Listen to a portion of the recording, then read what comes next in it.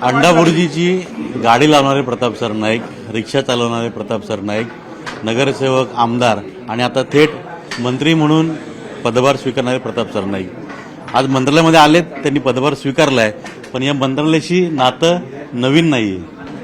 बरोबर आहे. म्हणजे तुम्ही सगळ्यांनी जे आता ऐकलेली ही वस्तुस्थिती आहे. दादरला मी राहत होतो, भवानीशंकर रोडच्या कबूतरखान्याजवळच्या महानगरपालिकेच्या शाळेमध्ये जेव्हा 7वीचं शिक्षण घेत होतो तेव्हाच ह्या मंत्रालयामध्ये मी अगरबत्त्या आणि कालनिर्णय कॅलेंडर विकायला यायचो आणि तेव्हापासूनचं हे नातं आहे. हे जुनं नातं कधी येईल आयुष्यामध्ये हा प्रसंग कधी असा वाटला नव्हता. त्यानंतर डोंबिवलीला असताना रिक्षा चालवलेली आहे, ऑमलेटवरची गाडी रात्री आम्ही होती माझी स्वतःची विष्णुनगरला. त्यामुळे हे तर प्रसंग आयुष्यामध्ये येतात. मेहनत केली आणि मेहनतीचं आज फळ मिळालं. एक विद्यार्थी संघटनेमधला कार्यकर्ता, आधी पदाधिकारी, नंतर नगरसेवक, नंतर आमदार आणि आता ह्या राज्याचा कॅबिनेट मंत्री म्हणून व्हायची संधी आमचे मुख्य नेत्यांनी एकनाथ शिंदे साहेबांनी दिली. त्याबद्दल मी त्यांचा मनापासून आभार व्यक्त करतो. हे तुमचं व्यक्तिगत आयुष्य झालं, पण राजकीय आयुष्यामध्ये एक महागडा मोबाईल गिफ्ट देणारे प्रताप सरनाईक आणि त्यानंतर कारवाईला सामोरं जाणारे प्रताप सरनाईक, तो काळ आणि आजचा काळ. हो, 2008 साली त्यावेळेस मला आठवतंय अजितदादांचा जुलै महिन्यामध्ये वाढदिवस असतो आणि मी सिद्धिविनायकाचा भक्त आहे. दादरला राहत असताना मी सुद्धा पायी सिद्धिविनायकाला जायचो कबूतरखान्याजवळनं आणि नंतर मग व्यवसायामध्ये जेव्हा चांगलं नाव झालं, एक रिअल इस्टेट किंवा हॉटेल इंडस्ट्रीमध्ये नाव आमच्या कंपनीचं झालं आणि त्यानंतर पैसे हातामध्ये आले. अजितदादांवर प्रचंड प्रेम, कारण अजितदादा नेहमी आम्हाला मार्गदर्शन करायचे, सहकार्य करायचं. मी युथ काँग्रेसमध्ये होतो, NSY या विद्यार्थी संघटनेचं काम करायचो आणि अजितदादांचा वाढदिवस तर अजितदादांना काहीतरी भेट द्यायला पाहावं असं मला वाटतं. आणि अचानक त्या दिवशी सिद्धिविनायकाला गेलेलो असताना सिद्धिविनायक मंदिरामध्ये भक्तांनी ज्या काही गोष्टी दिलेल्या असतात त्याचा लिलाव होत असतो, सोन्याचे दागदागिने किंवा इतर गोष्टी. आणि अचानक त्या दिवशी कोणीतरी एक मोबाईल, साधा मोबाईल होता परंतु तो रत्नजडित आहे असं, म्हणजे ते असं तो मोबाईल होता. तो लिलावामध्ये मला विचार आला की चला आपण घेऊन टाकू आणि तो मला लिलावामध्ये मिळाला. आता तो मोबाईल मिळाला तर द्यायचा कोणाला, तर अजितदादांना द्यायचा. म्हणून अजितदादांना मला विचारलं मीडियाने तिकडे, अरे ह्या मोबाईल कोणासाठी घेतला? बोलू उद्या दादांचा वाढदिवस आहे तर दादांना गिफ्ट द्यायला हा मोबाईल घेतला, कारण सिद्धिविनायकाचा आशीर्वाद त्यांनाही मिळायला हवा. आणि मग त्यांना तो मी मोबाईल दिला. पण काही लोकांनी 8-10 कोटी रुपये खर्च करून प्रसिद्धी मिळाली नव्हती, तेवढी प्रसिद्धी मला त्या मोबाईलच्या माध्यमातून मिळाली आणि आतापर्यंत लोक लक्षात ठेवतात. पण याला जोडून प्रश्न होता तो की मधल्या काळात कारवाईला सामोरं जायला लागलं होतं, सगळं राजकीय प्रवास, फॅमिली सगळं डिस्टर्ब झालं होतं आणि आजचा हा काळ. नाही बघा, संकटाशी सामना तर सर्वसामान्य कार्यकर्त्यांनी करायलाच हवा. मी तर संघर्ष हा गेल्या अनेक वर्षापासून करतोय आणि संघर्षाचं फळ इथपर्यंत मला आज ईश्वराच्या कृपेने, सिद्धिविनायकाच्या कृपेने हे मिळालेलं आहे. कधी स्वप्नातही प्रताप सरनाईकने विचार केला नव्हता की 4-4 वेळा आमदार होईल, 3-3 वेळा नगरसेवक होईल आणि आज राज्याचा कॅबिनेट मंत्री होईल. एवढी महत्त्वाची परिवहन खात्याची जबाबदारी प्रताप सरनाईकवर मिळेल.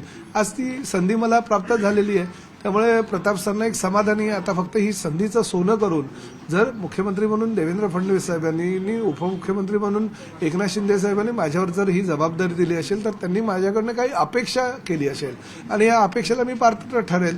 एसटी कर्मचाऱ्यांचे जे प्रश्न आहेत ते प्रश्न सोडवून त्याच एसटी कर्मचाऱ्यांच्या माध्यमातून सर्वसामान्य ग्राहकाला म्हणजे प्रवाशांना सुविधा कशा काही देता येईल यासाठी मी प्राधान्य देणार आहे. आज पदभार स्वीकारला आणि प्रताप सरनाईक स्टाईलने पहिलाच 2 ते 3 महत्त्वाचे निर्णय घेतलेत आपण. हो, महत्त्वाचा निर्णय म्हणजे मला रॅकेट काही तोडायचे आहेत. बघा, यासाठी काही निर्णय घेत असताना कटू निर्णय सुद्धा घ्यावे लागतील, नाही तर काही होणार नाही. मम म्हणायचं आणि या ठिकाणी येऊन आपल्या मंत्रिपदाची खुर्ची उभवायची, त्या प्रकारचा मी कार्यकर्ता नाही. आजपर्यंत जे मला प्राप्त यश झालेलं आहे ते यश मी घेतलेल्या काही धडाकेबाज निर्णयामुळे झालेलं असं मला वाटतं. त्यामुळे हे जे रॅकेट आहे म्हणजे खाजगी बसेसचं रॅकेट किंवा बदल्यांचं रॅकेट, हे रॅकेट पूर्ण मोडायचं आहे. मी पहिलाच निर्णय हा घेतला की ऑनलाईन बदल्या करा. RTOमध्ये तर होत्याच, परंतु एसटी महामंडळामध्ये सुद्धा ऑनलाईन बदल्यांचा निर्णय घेतला. खरोखर ज्या कर्मचाऱ्याला बदलीची गरज असेल, खरोखर कुटुंबिक काही प्रॉब्लेम असतील किंवा काही त्यांनी माझ्याकडे यावं, आम्ही त्या बाबतीतला निर्णय घेऊ. परंतु सरसकट ऑनलाईन सगळ्या सरसकट प्रत्येकाच्या बदल्या, लाईट ड्युटी प्रत्येकाला पाहिजे, मग घरी बसायचं, 1-1 महिना घरी कामावर न जाता पगार घरी बसून घ्यायचा, हे प्रकार आता चालणार नाही. कुछ पाने के लिए कुछ खोना पड़ता है. कठोर निर्णय घेतले, त्याची जबाबदारी सुद्धा प्रताप सरनाईक घेईल आणि हे निर्णय घेत असताना प्रवाशांना काही सुविधा देता येईल का यासाठी मी प्राधान्य देईल. पण आपल्या खात्यातला सर्वात महत्त्वाचा दुवा आहे तो एसटी कर्मचारी. एसटी कर्मचाऱ्याला चांगले दिवस यावेत, चांगल्या सुविधा मिळाव्यात. आपणही हालअपेष्टा भोगलेल्या आहेत आणि कालच आपण जेव्हा मंत्रिपद आपल्याला हे जाहीर झालं त्यावेळेस आपण ठाण्यामध्येच जाऊन एका एसटी डेपोमध्ये जाऊन पाहणी केली. तिथली पाहणी पाहिल्यानंतर काय वाटतं त्यांना सुविधा मिळायला पाहिजे. काही मंत्री काय करतात की अधिकाऱ्यांना सांगतात की बाबा आपण 4 तारखेला 2 तारखेला किंवा जी तारीख निश्चित होते त्या तारखेला ह्या डेपोची पाहणी करणार आहोत, ह्या आगाराची पाहणी करणार आहोत. तसं करायचं नाही. आपण डायरेक्ट त्या ठिकाणी जायचा. म्हणजे काय होतं की आधीपासून जर कल्पना दिली तर मग साफसफाई, स्वच्छता, सुविधा, मग कसं टकाटक आपलं बघा, आगार कसं आहे, स्वच्छतागृह बघा किती मस्त आहे, एसी चालू आहे, हे चालू आहे, ते चालू आहे, काही नाही. अधिकाऱ्यांना सुद्धा सांगायचं नाही. आणि आपण ग्रामीण भागातल्या, आता मी विचार करतोय की प्रत्येक आठवड्यामध्ये ग्रामीण भागातल्या एका आगाराची पाहणी करायची आणि कोणाला सांगायचंच नाही. डायरेक्ट गाडीत बसायचं आणि कुठे चाललो हे न सांगता जागेवर जाऊन त्यांना सांगायचं आणि पाहणी करायची. असा निर्णय मी घेणार आहे. शहरी भाग काय, आता ठाण्या आगारामध्ये गेलो, कारण आमचं घर आहे. घरापासून जर तुम्ही सुरुवात केली, स्वच्छतेला सुरुवात केली तर भविष्यामध्ये तुम्ही महाराष्ट्र स्वच्छ करू शकाल. आणि प्राथमिक गरजा आहे तो कर्मचाऱ्यांना झोपण्याची व्यवस्था, जे नाईट शिफ्ट करतात ते, त्यांना चादर पाहिजे, त्यांना उशी पाहिजे, त्यांना पंखा पाहिजे, लाईट पाहिजे. त्याचबरोबर सकाळी उठल्यानंतर जर थंडीचे दिवस असतील तर गरम पाणी पाहिजे आंघोळीसाठी. हे जर आपण देऊ शकत नसतो, प्रवाशांना जर प्रत्येक जण काही बिस्लरी किंवा मिनरल वॉटर घेऊ शकत नाही, प्रवाशांना आपण स्वच्छ पिण्याचं पाणी देऊ शकत नाही, महिलांना शौचालयाची व्यवस्था, प्रसाधनगृह चांगली असली पाहिजे, स्वच्छता असली पाहिजे आगारामध्ये. ह्या फक्त 4-5 सुविधा आहेत. बाकी अजून काय अपेक्षा लोकांना असतं. ह्या सुविधा कशा मिळतील ह्यासाठी मी प्रथम प्राधान्य देणार आहे. रस्ते अपघातामध्ये एसटीचंही बरंच नुकसान होतं आणि प्रवाशांचंही. हो, आता मी ह्या 3 दिवसामध्ये अनेक अपघात बघितले आणि दुर्दैव आहे की एवढ्या मोठ्या प्रमाणात हे रस्ते अपघात होतात. त्याला कुठेतरी कसा मार्ग काढता येईल आणि जास्तीत जास्त हे रस्ते अपघात कसे आपल्याला बंद करता येईल किंवा कमी कसे होईल ह्यासाठी प्राधान्य देईल. अजून त्या बाबतीतला निर्णय घेतला नाही, पण निर्णय आपण चांगला घेऊ आणि हे कमी कसं होईल ह्याचा आपण प्रयत्न करू. आणि प्रामुख्यानं मी आज अधिकाऱ्यांना हे सांगितलं की बघा, मी मध्यंतरीच्या काळामध्ये नितीन गडकरी साहेबांना भेटलो होतो.